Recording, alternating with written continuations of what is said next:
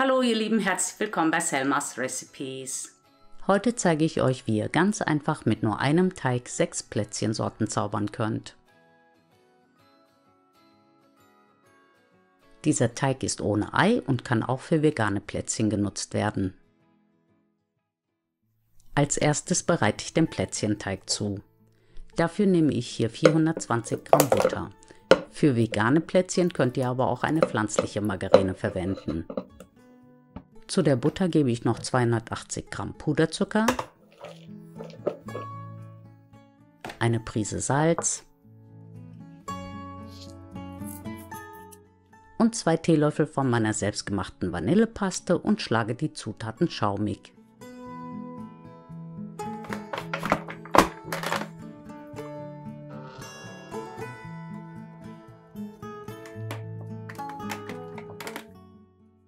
Zum Schluss gebe ich 200 Gramm gemahlene Mandeln und 560 Gramm Mehl hinzu und verrühre die Zutaten nur so lange, bis das Mehl vollständig eingearbeitet ist.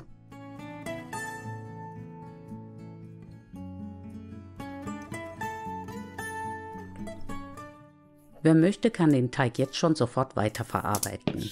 Er fühlt sich sehr angenehm an und lässt sich auch ganz einfach formen. Ich mache das jetzt aus Gewohnheit so, dass ich den Teig mindestens 30 Minuten in den Kühlschrank stelle.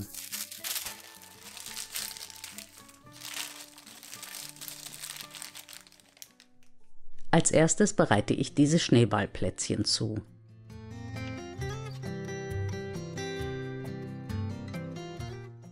Für diese Kekse röste ich zuerst eine Handvoll Mandelkerne in einer Pfanne etwas an, weil sie dadurch noch etwas nussiger schmecken.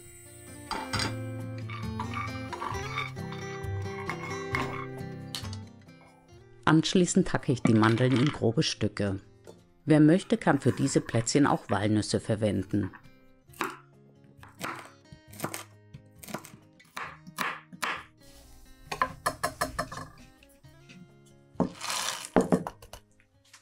Als nächstes nehme ich ungefähr 1/5 des Plätzchenteiges und den Abrieb von einer Mandarine und knete die Zutaten kurz durch.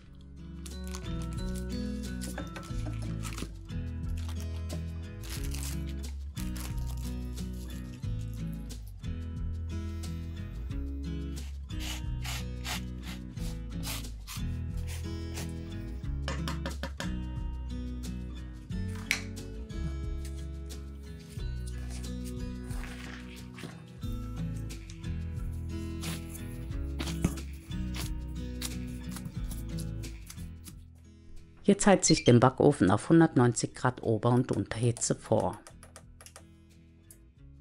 Zum Portionieren des Teiges nehme ich hier wieder meinen Plätzchenportionierer. Ihr könnt aber auch einen Messlöffel nehmen oder den Teig einfach nach Augenmaß teilen.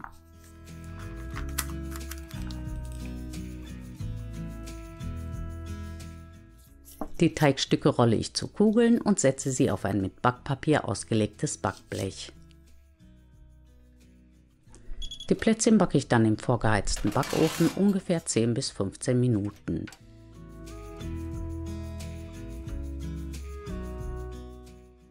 Nach dem Backen gebe ich die Kekse noch warm in eine Schüssel mit Puderzucker und wende sie darin, sodass sie von allen Seiten bedeckt sind.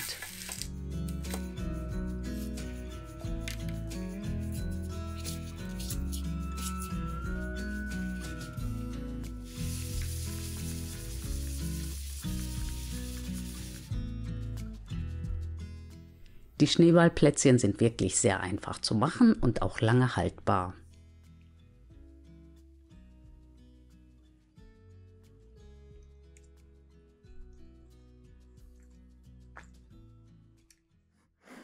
Bei dem zweiten Rezept handelt es sich um sogenannte Plätzchenstangen. Für diese Kekse nehme ich etwa 1/5 des Plätzchenteiges und forme es zu einer Rolle. Die Rolle teile ich in etwa 3 gleich große Stücke und forme aus jedem Stück einen etwa daumendicken länglichen Zylinder. Die Teigstangen lege ich nun auf ein Stück Backpapier und drücke mit dem Stiel eines Kochlöffels längs eine Vertiefung in die Mitte.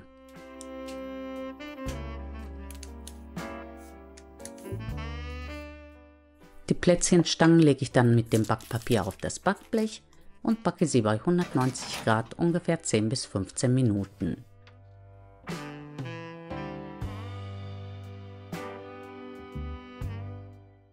Nach dem Abkühlen der Plätzchenstangen fülle ich sie jeweils mit 2 bis 3 Esslöffeln Marmelade, die ich mit einem Esslöffel Zitronensaft kurz aufgekocht habe. Ich habe hier Erdbeer- und Aprikosenmarmelade und Johannisbeergelee genommen.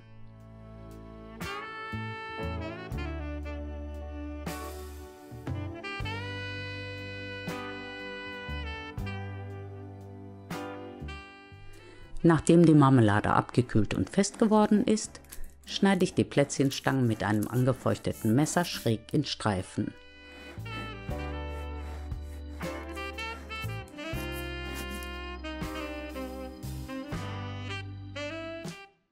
Durch die Verwendung von unterschiedlichen Marmeladen könnt ihr die Geschmacksrichtung dieser Kekse ganz einfach variieren. Wenn ihr eine pflanzliche Margarine für den Teig verwendet, könnt ihr jetzt noch vegane Vanillekipferl machen. Ich nehme hier wieder ein Fünftel von dem gekühlten Plätzchenteig und teile ihn mit einem Teigportionierer in gleich große Stücke. Die Teigstücke knete ich kurz geschmeidig und rolle sie auf der Arbeitsfläche mit der Handfläche hin und her, sodass eine kleine, etwa fingerdicke Rolle entsteht.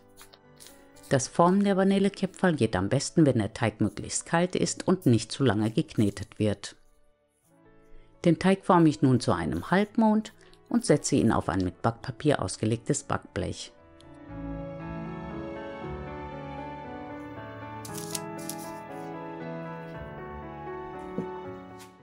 Die Vanillekipferl backe ich bei 190 Grad etwa 10 Minuten, bis die Spitzen beginnen zu bräunen.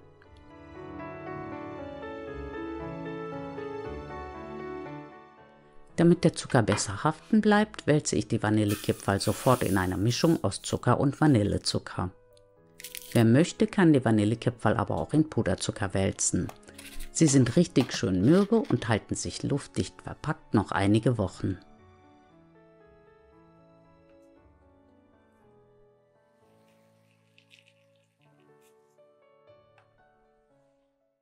Als vierte Variante mache ich Schokokipferl mit einem Überzug aus Nussschokolade.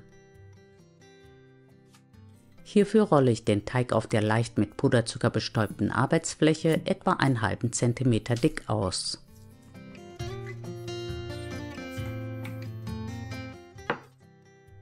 Zum Ausstechen nehme ich hier ein türkisches Teeglas, das nach oben hin etwas weiter wird. Dadurch werden die Seiten der Kekse nicht gerade, sondern leicht abgerundet. Ihr könnt aber auch ein normales Glas oder eine runde Ausstechform benutzen.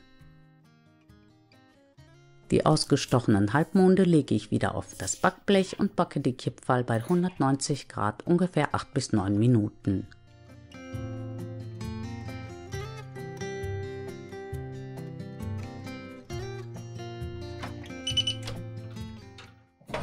Anschließend lasse ich die Plätzchen vollständig abkühlen. Zum Überziehen der Kekse habe ich hier 100 Gramm geschmolzene Schokolade mit Nussstückchen. Die verrühre ich mit 50 Gramm fester Schokolade und Kokosöl.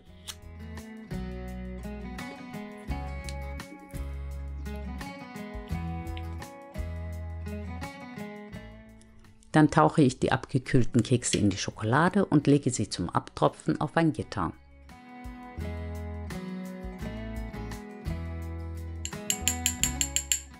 Bevor die Schokolade richtig fest wird, solltet ihr sie allerdings auf ein Stück Backpapier legen, weil sie sich sonst nur schwer vom Gitter lösen lassen.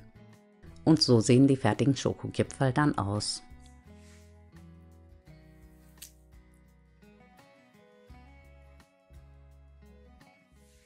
Als fünfte Sorte mache ich Linzer Plätzchen in Herzform.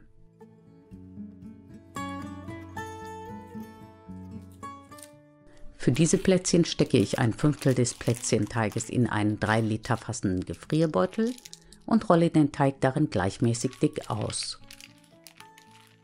Um die Kekse ohne zu verformen auf das Backblech setzen zu können, lasse ich den Teig im Gefrierfach fest werden.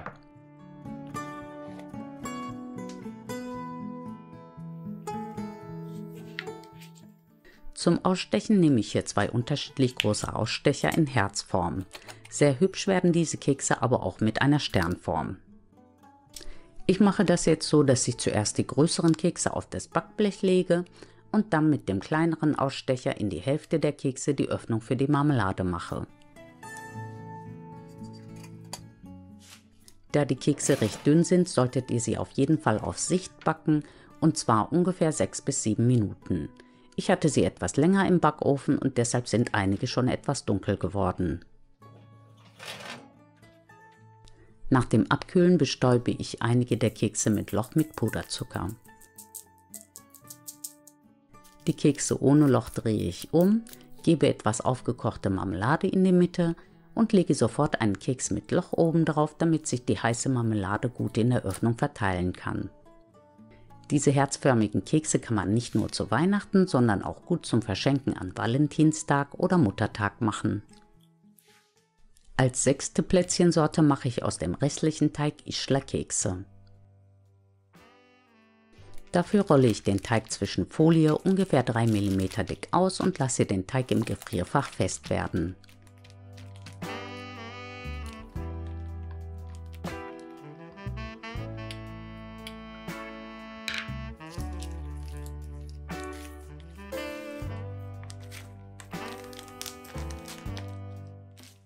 Zum Ausstechen der Kekse habe ich hier einen Linzer-Ausstecher mit gewelltem Rand genommen. Ihr könnt aber auch einen runden Ausstecher nehmen.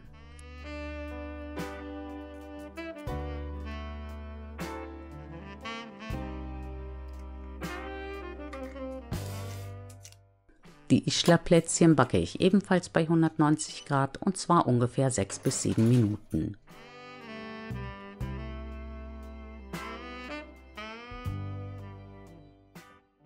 Anschließend lasse ich die Kekse vollständig abkühlen und bereite inzwischen die Glasur vor. Um es mir einfacher zu machen, nehme ich diesmal eine Kuchenglasur, die ich nach Packungsanleitung schmelze.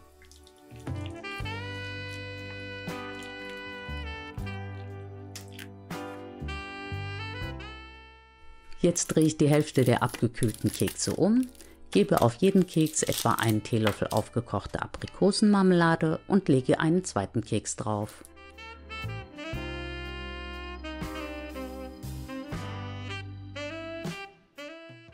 Die Marmelade, die über den Rand läuft, wische ich mit einem Küchentuch ab.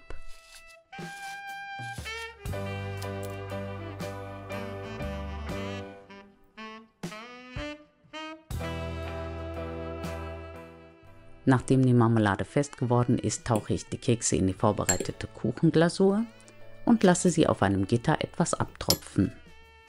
Bevor die Schokolade richtig fest wird, lege ich sie danach auf ein Stück Backpapier. Nachdem die Glasur fest geworden ist, spritze ich mit einer andersfarbigen Schokolade einige Streifen auf die Kekse und verziere sie zum Beispiel mit Walnusshälften oder etwas gehackten Pistazien.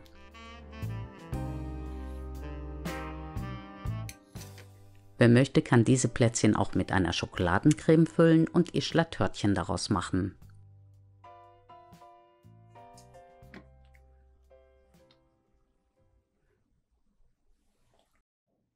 Ich hoffe, mein Video hat euch gefallen. Wenn ihr noch mehr Rezepte von mir sehen wollt, dann schaut doch einfach mal hier in die Playlist. Vielen Dank fürs Zuschauen und bis zum nächsten Mal. Tschüss!